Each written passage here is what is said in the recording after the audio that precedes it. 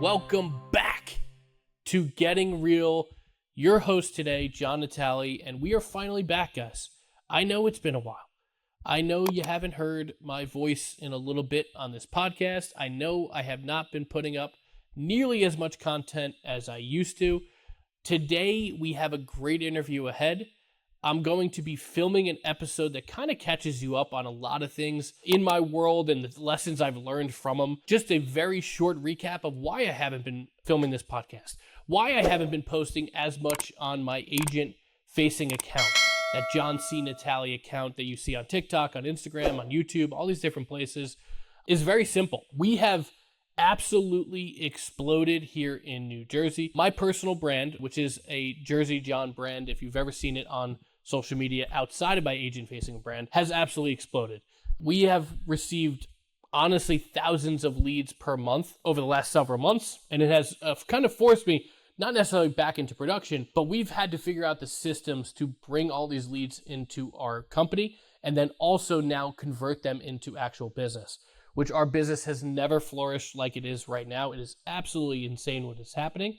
At the same time as this was all happening, we've also now expanded our real estate company to Florida.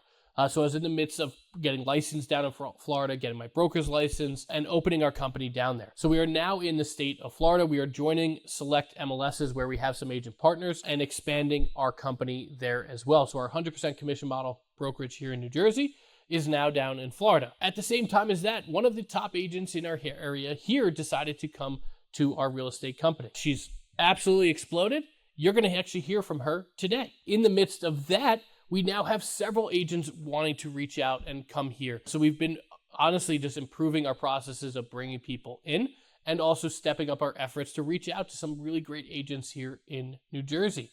That'd be a great fit for what we're doing. On top of all that, our coaching and all the success of the agents that are in our coaching program has absolutely exploded as well. My complete schedule for coaching clients, my personal one, we have several other coaches, but my personal one is completely full. I have a wait list set up for agents that want to come into it. With that being said, when you have a coaching book is full, all those coaching clients are now doing really well. We have our agents doing really well. We have all these leads coming into our business. We're expanding to a new state. We have a brand new CRM that I actually launching myself, that I built personally, that has all the great things that we do built into it. All of this stuff has been phenomenal. On top of that, I also enjoy my family. So there is some areas of my life that have taken a back seat to all that. And one has been my agent-facing side of social media, the tactical advice to grow your business. I'm not huge on not continuing to pour content out. I'm not huge on this podcast taking a little bit of break, but I also am huge on the fact that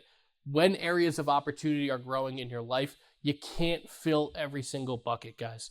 I hope, whether it's been, kind of going back to some of my old content, listening to podcast episodes again, I think this is episode 93. I hope you've taken the time to dive back into what we've been doing for a long time and dive back into some of those episodes and dive back to all the thousands of videos that I've released on helping agents. I understand I haven't been as present on these platforms, putting out consistent content. I've come back for little bits at a time, produced a few videos, and then kind of hop back out as things have taken off so much. Now, as we get back into the fall, we also, things are kind of set and systems and the CRM's built. We're into Florida. I'm licensed down there. Company's open, offices open. All this fun stuff has happened. I am now ready to really go full tilt into helping agents grow their business again and really stepping up our efforts across the country. So if you're an agent here in New Jersey or you're an agent in Florida, you are looking for a great 100% commission brokerage that knows exactly what you need out of your business and doesn't take a percentage split and does not take any more money out of your pocket to run it than what you deserve, Natale Realtors could be a great option for you, okay? There is a link below. You can book a call with me. It's super, super simple, and we'll discuss where your business is at, where you want to go, what our company does, and what we can do to help you grow it here in New Jersey or in Florida. If you're now in one of the other 48 states, now that gets to change for me. It's not 49 states. 48 states across the country with another state most likely coming soon. But if you're in one of the other 48 states and you're looking to grow your business, you're looking to grow your brand, again, the 20 plus agents I coach individually all absolutely crush it. And that's why I haven't been as focused on featuring out or growing that coaching portal, solely because, again, There's a wait list to get my coaching, but on top of that, all the agents are doing so damn well that there's really no need to expand that world. However, if you want to get in it, we have the group platform where you can get in, and in terms of just a member of our group, but we also have several coaches that are all, honestly, graduates of what I've preached over the last few years and are huge brands. They are doing the work themselves, and they do have a few limited spots themselves to bring on some coaching clients. So if you are interested in getting the coaching, whether you want to join a wait list, whether you want to join our group, whether you want to just have a conversation about what another coach could do at Natale Coaching, all you have to do is hit the link below for coaching, book a call with me. We will discuss it and see what options are out there for you. Guys, I can't stress this enough. Some of the biggest brands you see out there on social media in your market are and in our coaching program, okay? And I want to help other agents grow their brand and grow their business.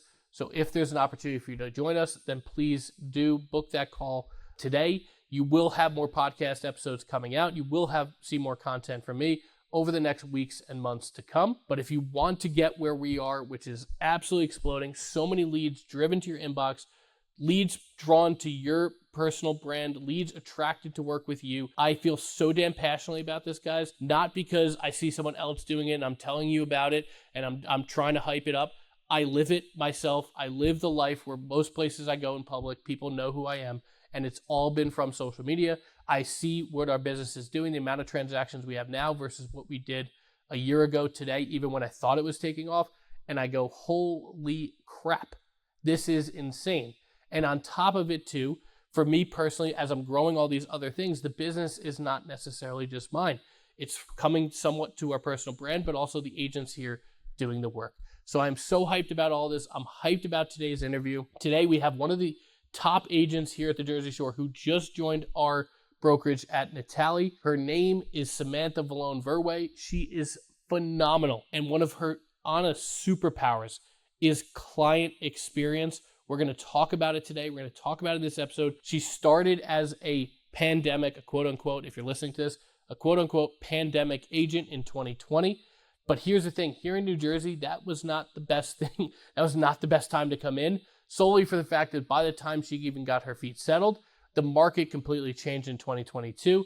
And today we are sitting 92% less in transactions than we did in 2019. Okay. This market here in our area of New Jersey has become brutally hard. And Sam has over and over and over and over again increased her business in the 5 years she's been doing it, even as she's battled such a hard market. So this is going to be an interview. You guys hopefully dive into a lot of what she gives you tactically on client experience. It's a fantastic listen. Definitely, take notes if you can. Take voice notes if you can. This is going to be an episode you probably come back to. Today, guys, we have Samantha Vallone Verwey here on Getting Real. All right, guys. Like I said, today we have an unbelievable interview ahead. I'm excited for this conversation. We now have one of the Jersey Shore's top agents. She's joined us at Natale, but we're going to have a conversation about what's made her so damn successful up to this point, where she's going in her career, all the fun stuff. We're going to dive into it. Samantha Vallone Verwey, welcome to Getting Real. Thank you for having me, John. I'm so excited to be here. Absolutely, and we're excited to have you, Sam. So let's start at the beginning of the road. How long have we been in real estate? When did we get in, and kind of why did we get into real estate? Totally. So I've been in real estate full-time for about 5 years now. I previously, before doing real estate, my career was very interesting. I have a theater background. I have an education background. I was a kindergarten teacher. I worked on cruise ships, performing for a little while. So I have a little bit of a melting pot of careers that have kind of brought me to where I am today, which is the world of real estate. I love when I find out new information about people. That is awesome. Tell me a little bit about why you got into real estate. Yeah, absolutely. So the careers that I've had, I've always felt like there's a plateau, there's a peak, and you can kind of see the end goal. No matter how much you grow, I could always see in front of me, okay, well, this is what the potential is. And I think there was something inside of me, as much as I love teaching, as much as I love performing, I could always kind of just see the end game. And I think I had something inside of me that had always wanted to get my real estate license because I knew that there was not an end game. It's whatever you decide you're going to do. So for me, that was so appealing. That was like, I want to do it. I want to be in control. And it was during COVID times. Actually, I was the very last class. I remember you used to have to go in person to do your credits before you could take the test. I was one of the very last classes in person. And then when I got my license, the day I passed my test, it was March 17th, 2020. Remember what day that was? That was the day the world shut down. I remember getting my license, and then all of a sudden everything changed. So I even started my real estate career in a crazy time. But that's how I got to where I am. I love that, and I do remember those days because I closed on my first house March 20th of 2020, and I remember being at closing with gloves on but no mask. Yeah. We were in that stage of the pandemic. It was literally right as we closed on a Friday, solely for the fact by Monday they thought this was, again, very height of it, they thought they were going to shut down banks, so we weren't going to be able to transfer money. So we're like, we need to close Friday. And yeah, what a wild time. So you got in such an interesting time in real estate, right? Especially here in New Jersey. Things have gone, crazy bananas with prices and transactions, especially in those early times. Tell me, what was it like being a brand new agent during the pandemic in real estate, trying to figure out what to do, how to do it, all this fun stuff? What was that like for Sam? It was nerve-wracking, but it's really exhilarating at the same time. I mean, if you have the right drive and if you're in it for the right reasons, which is to grow and just create something for yourself, which, I'm sure we'll talk about how amazing that is. I mean, it's scary as all heck. You want to do things the right way. You want to learn. You have to make sure you have the right foundations and you're doing the right things. So that part of it, the technicalities of buying and selling a house, there's education that has to be done when you start. And that's kind of what I dove into heavy in my first year, was making sure that as I grew the business and, my first couple deals, I was 100% always checking with leadership and with seasoned agents to make sure I was doing it the right way, because you can't be successful if you're not it's okay. In my eyes, if you're not making mistakes, you're not growing. So the first year was a crazy year of growth, of mistakes, of learning. And that's the year that kind of, I think, as an agent, you're going to know if you want to do this or not. Are you in or are you out? Your first year is going to test that for you. What did that first year look like for you? Like what not necessarily what mistakes you were making. We'll get to some of those, but where did your first few clients come from? How many transactions did we do? Like, what did that look like in the world of Sam in 2020? So my very first clients, I can remember my very, very first transaction was my in-laws. And it's exactly what everybody says, go find your sphere. But if you take that transaction, it can become 5 more transactions. So I took that listing and I marketed the heck out of it. And I was so proud of it. And I did open houses and I met people and you take that and it grows into something else. So I think I did a family deal. I did a friend deal because I posted on social media and somebody that I went to college with said, oh, I have somebody who's looking for an investment property. And that was my second deal. And did anybody know I had just got my real estate license? No, it really didn't come up in the transaction. If I wasn't sure of something, I would, go and get my help from my brokerage at the time. But those were my first couple deals, and it wasn't a lot. Maybe like my first year, it was 7 or 8 transactions. I was part-time also. Before I let go, I was still teaching kindergarten.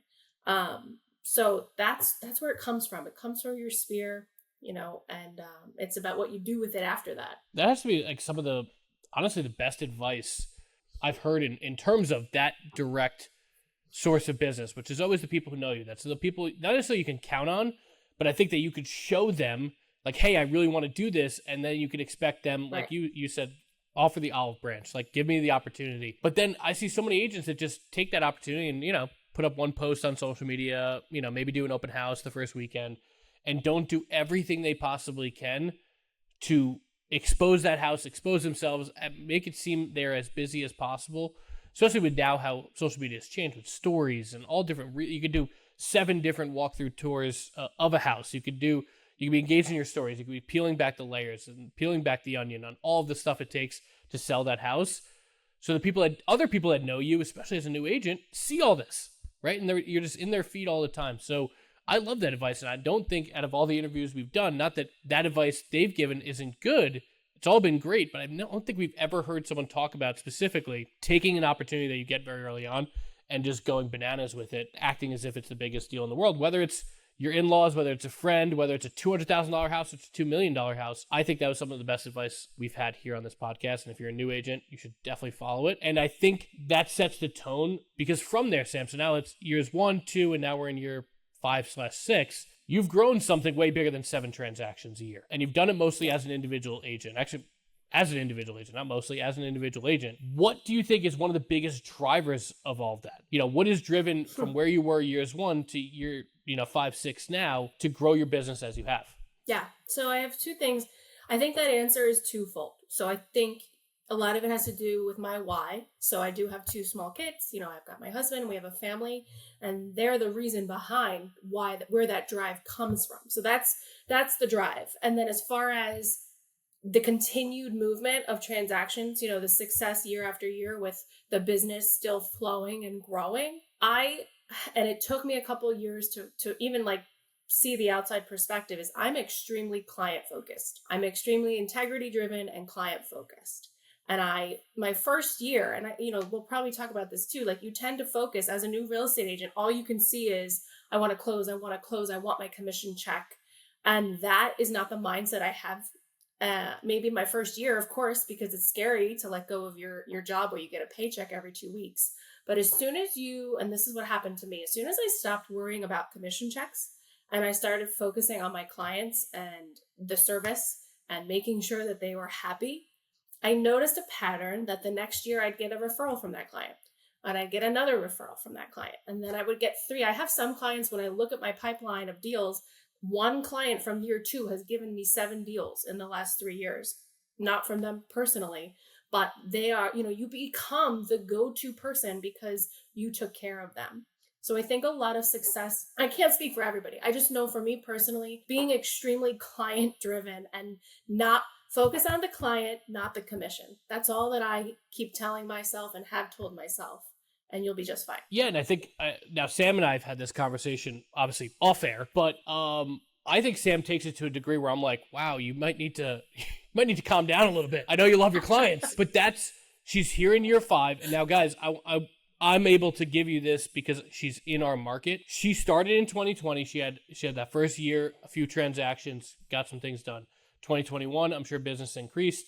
2022, and so on and so forth. But here's the kicker here in New Jersey. In 2022, our entire market changed, like a lot around the country. But transactions from 2022 to 2021 dropped about 85%, okay? And now today, in 2025, we are going to do about 92% less transactions in our area than we did in 2019 before the pandemic. Here in our area of New Jersey, there is very little new construction. I mean, bare bones new construction. If it is, it's a 55 and older, maybe townhouses, but there's very little new construction.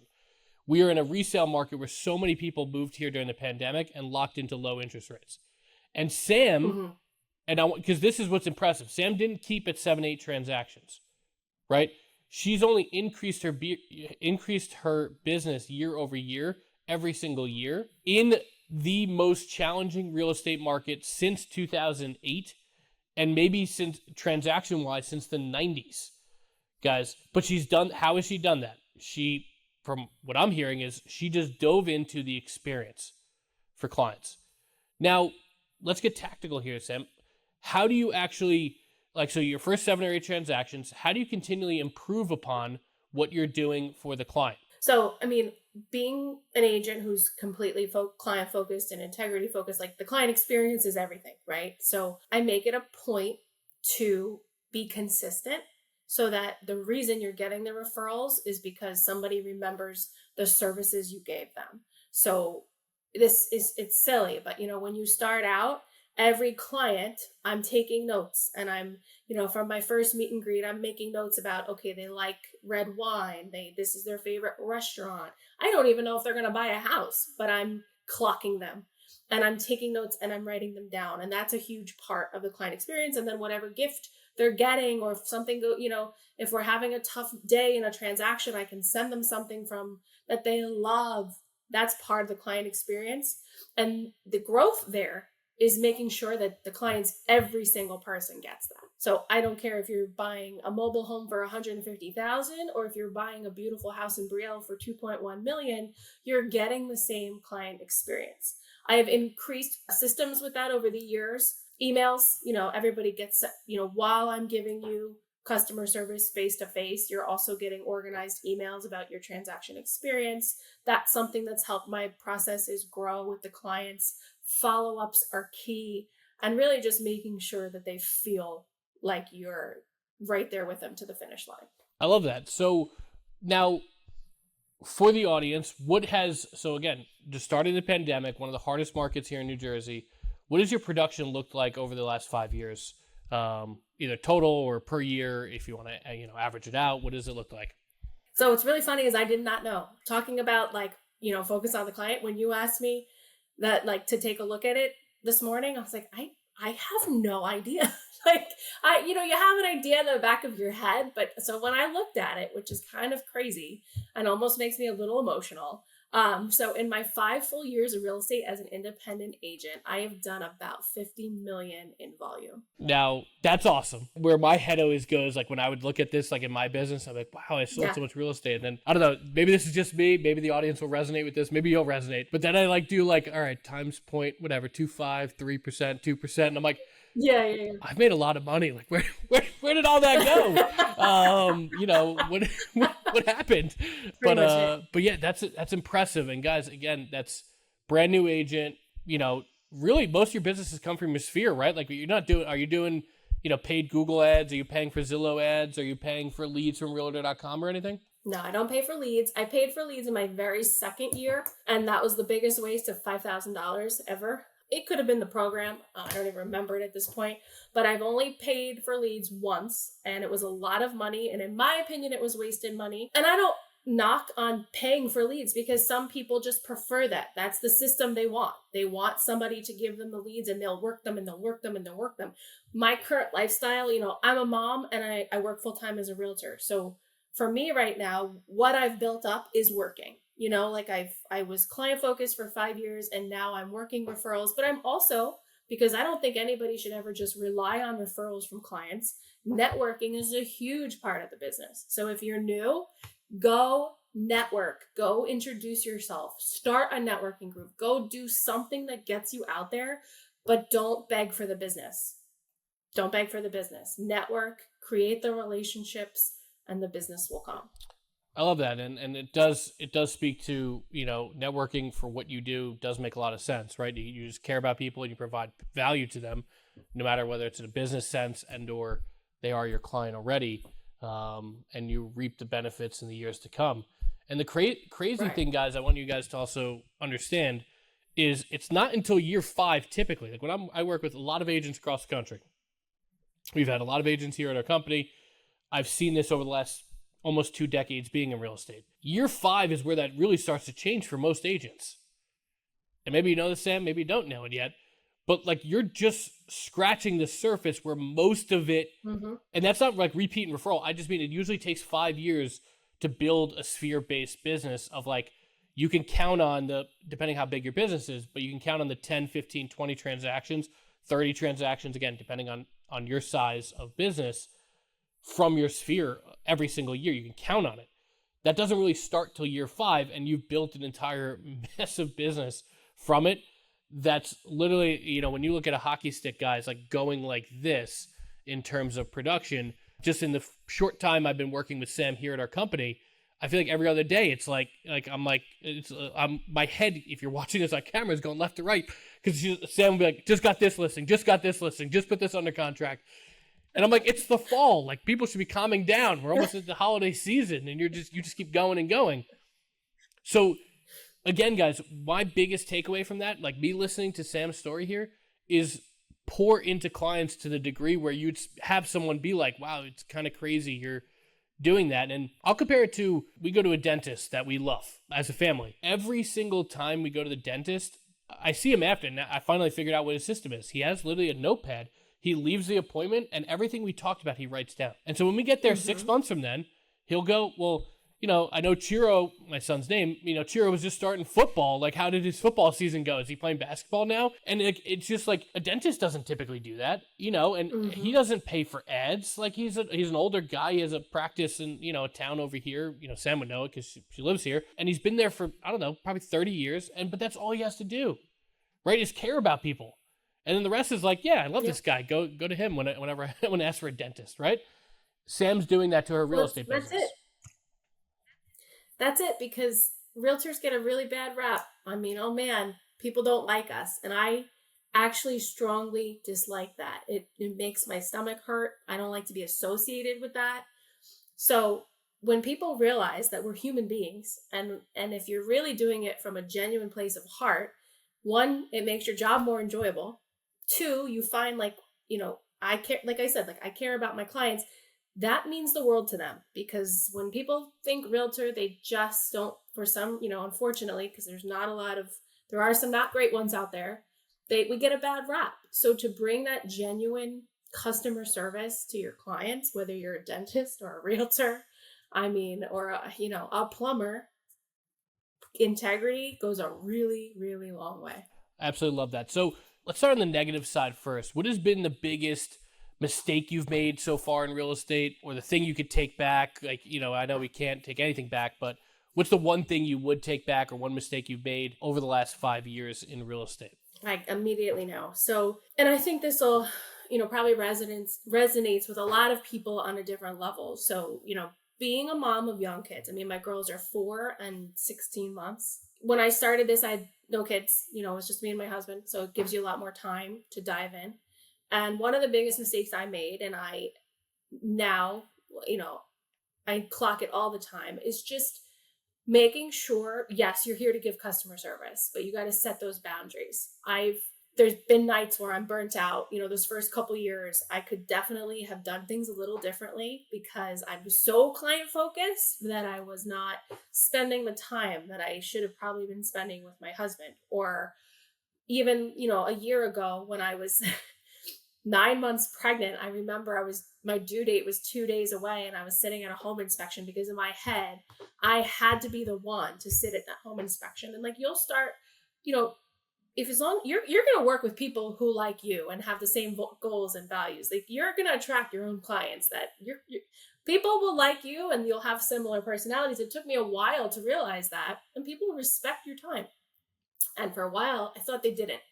In my head, it was like, no, nobody's going to understand that I've got to put my kids to bed, or nobody's going to understand that I have to bring my daughter to school. And I just beat myself up over those things. And I get upset even saying it, because I still feel that way, but I took the breath that I needed, and I'm much better about giving 100% to my clients, but giving myself the time I deserve with my family, because that's honestly, at the end of the day, it's the most important thing. And that's probably one of the mistakes I made early on. So if you are a new agent, don't feel like you have to give 120% and not have the time that matters most with your family. It's possible. It really is possible to do it all. Yeah, I love that. And listen, I remember that because I was around the time we first met and sat down, and when you were 9 months pregnant here you were actually, if you're watching this, she was right in that chair as we were talking. I was like, are you sure you want to talk? We could wait. I was super round and pregnant. I was like, this conversation could wait. And listen, the timing at that point to come here wasn't 100% right? It ended up being 100% right after you got settled with the baby and whatnot. So, at the time I was like, wow, I really want to work with Sam. This is gonna be great. But also everything worked out exactly as it should, right? And I do agree. That's something I struggle with, especially with the amount of things that I take on, just like you do with all your clients. Trying to grow this company into Florida, the coaching, everything that we're doing, trying to create the best experience for agents here, launching a CRM. I love all this stuff, just like you probably love working with your clients. But just like you, I have a 5-year-old and a 9-month-old, right? And you have to take, and a wife that I care about. So you have to take the time to really focus. Now, how does that look like for you? And I know that's one big thing we're also working on too, but what does that look like as a mom? If you're talking to another mom, or a mom's listening to this, or a dad, any parent, what would be your advice to is it just setting boundaries and saying at 8 o'clock the phone goes on do not disturb? Is it I take 2 hours every week and take my daughter to brunch? Like, what does this look like in the world of Sam and the life of Sam for you? Yeah, I think it's twofold. It's a little bit of both of what you just said. So, and when you're new, it's hard to set these boundaries. But so what I try to do now, as far as like the daily schedule, I have my work time when the kids are at school, and if we work around the job of showings and weekends. But as far as scheduling, like as you become, as the years go by, you should always be a little bit in control of your schedule. So I have no problem now of suggesting times of showings. They say, can we go out this weekend? Sure. And if I'm going to work Saturday, then that in my head is the day I'm going to work, so I will try to put everything, and it's hard. It's not fun to work a full day, but if it means I get an entire day Sunday with my girls and my husband, that's what we do. And and then there's weekends when I don't have to do anything, so, and that's just an example of how we kind of make the schedule work. I know it's hard because as a new agent, 7 o'clock in the morning on a Tuesday, sure, I'll be there. 11 p.m. on Saturday, you want to see this house? I'm just, picking, you run, you just want to run. But I don't do that anymore. I just politely say, hey, I have these times open. This work for you? 9 times out of 10, it works. So I just got to stop, take a breath. You will get your clients there. Now, of course, be mindful of emergencies, be mindful of the market. If it's something they've got to get into, you do have to put your clients first. Like those things happen. But a lot of the times, like I said, you're going to attract the people that want to work with you because of your personality. So a lot of the times your clients will love you. They will respect you. Just treat them as you would treat yourself. And then you'll find that, you can make it work. And then as far as scheduling, like throughout the week, I tier it. This is what's important. I've got 7 hours today. This is what I've got to get done. I got to make sure. And then I tier 1, tier 2, 2, 3. And usually I can get it all done. I love that. Actually, that's a great piece of advice to it. And one thing that I started doing recently, because now we're into, and you'll probably be there soon enough, the sports and activities era. Like I'm sure you started with your older daughter a little bit, but yeah, we're getting into dance. We have now flag football and soccer are the same season here in New Jersey. They're both in the fall, but we have flag football 2 nights a week. We have soccer 2 nights a week. We also have my son enrolled. He's been enrolled in jiu-jitsu for about a year because I think it's just good to have a young boy in and girls too. But so he still does that, and we looked at the schedule. It's 6 days a week, which is crazy. No, it's crazy. But what I do is when I plan my week, I put those activities because I'm one of the biggest things about me is one of my non-negotiables is I will always be the coach while it's younger. Like when they get advanced and they're really good and that type of stuff, different story. But I'm huge on that.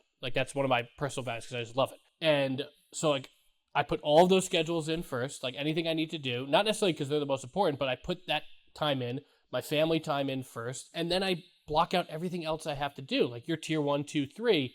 If I'm looking at my week for each day, I'll put those and front load my day with the more important tasks, right? So you get those done well in advance of, the family time or for us sports time running around all over trying to do this stuff. So I love that. Let's get to a few more questions of kind of what's made Sam successful. Let's keep going there and about being in real estate. What scares you? So you've been in it 5 years. You've had massive success.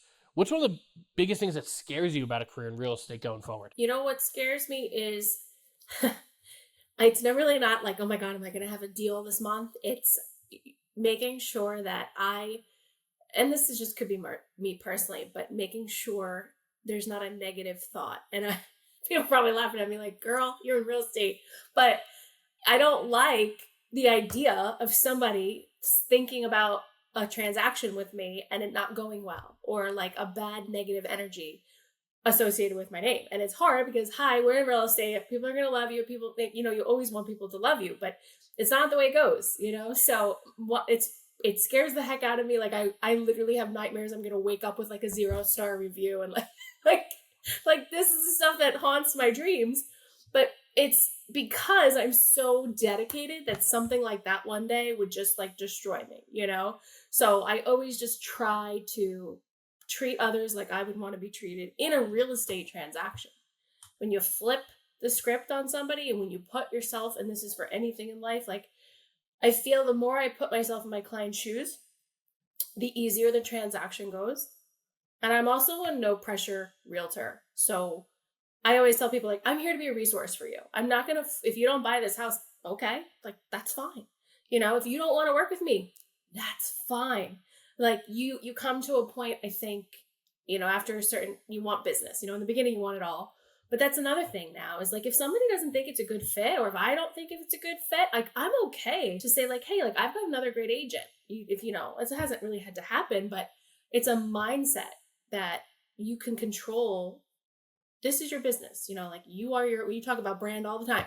We are your own brand. You are your own business. So you are in control. So going back to your question, like, the scary part of that is, like, I have nightmares and that I'm going to wake up and someone's going to have said something. And it's always in the back of our heads. But that's why if you try to focus on the client, you hope that never happens.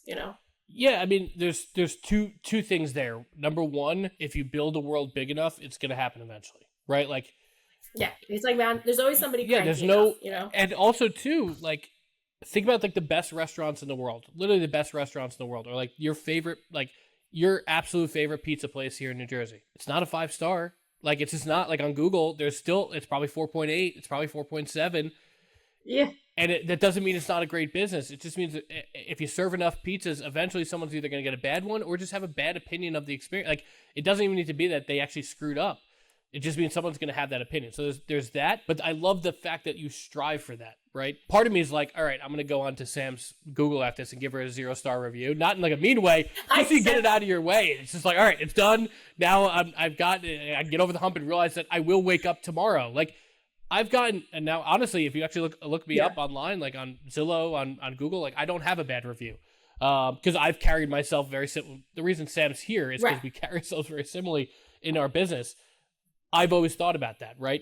And that's why I've always really had hard drive to help people. Now, for me, it's a different answer. I want to know what it is for you. Is there something you think in your past, in your childhood, or your career as a teacher on the cruise ship that causes you to feel that way? Because not everybody has that, like that drive, like, or that fear of a negative, let's not even say drive, like that fear of negativity does actually drive them forward.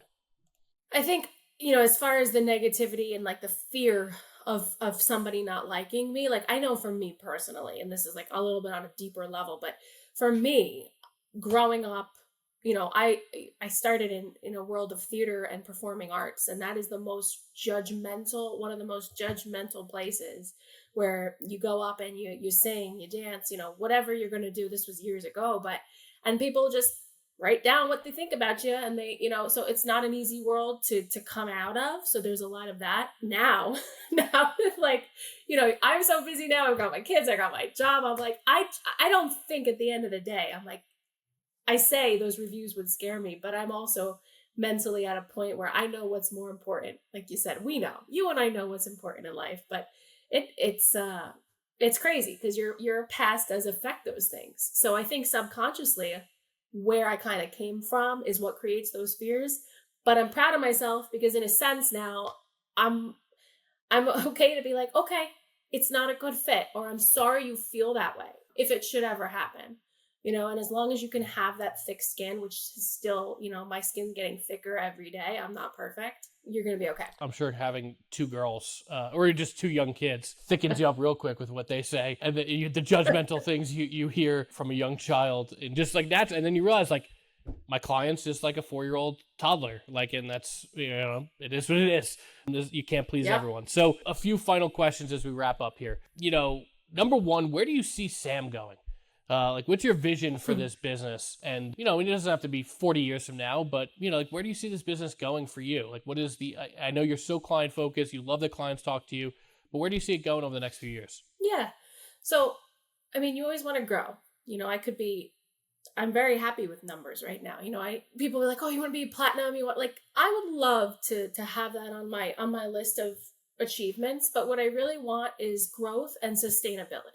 So, like, to continue to grow my brand, to continue to grow my business in a sustainable way where, like, I can enjoy my family and I can enjoy my kids. Because right now, like, the world is a crazy place. And at the end of the day, like, for anybody, no matter what you're doing, your family comes first, So I want to grow. I want my clients to be happy. And I am personally, like, if I were to see myself in 10 years, I hope I grew my business where I've got some people like that have the same values working with me so that I could take care of hopefully more clients. Like that's the goal. Like I'm not a team right now, but it's definitely not. I'm not opposed to growing. You and I have had these conversations where that's probably on the next step, but it's got to be the right fit, So I would love to see myself in 10 years have built this business that I've started, and I can oversee other people and help other people with our clients. Like instead of my clients, I want it to be our clients. And it's just something that, because I think I'm scared to let go because I love, what I've built, I'm just trying to find like the right puzzle pieces to put together on it. And that's exactly why you are where you are right now, right? So we can Yeah. help do that. So 2 last questions. Yes. What is your one piece of advice to a brand new agent out there? Like literally only one, because I have to give that kicker because sometimes people try to give 2 or 3. One piece of advice, you only get one, to a brand new agent that's like, Sam, what should I do? Or what would you tell me if I was brand new? Go create relationships. Go introduce yourself. Go shake hands. Go be there for people.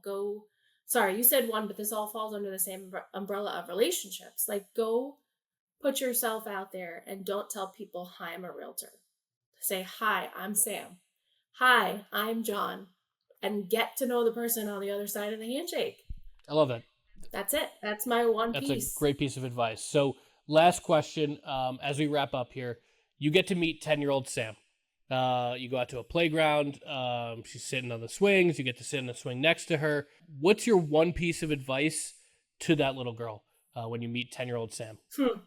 Don't worry what other people are thinking about you, girl. Do your thing. Like, go with your gut. Do your thing. Don't let people bring you down.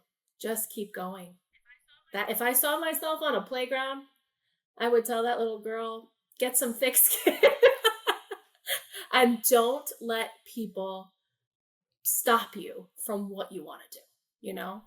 That's what I would tell myself on a seesaw. I love it. I love it. I love the advice for a new agent. I love the advice even for yourself and that little girl. Sam, it's been a great interview. I have a feeling this will only be the first of what will be probably several interviews as we go on over time here. We're excited to have you as part of our Natale family officially at our company. I'm seeing the progress you've made just in about 30 days or so of being here. It's been phenomenal. And I can't wait to see where all this goes. But I appreciate you diving in today, giving so much tactical advice to agents out there. Appreciate having you on Getting Real. Thank you for having me, John. It's been a blast.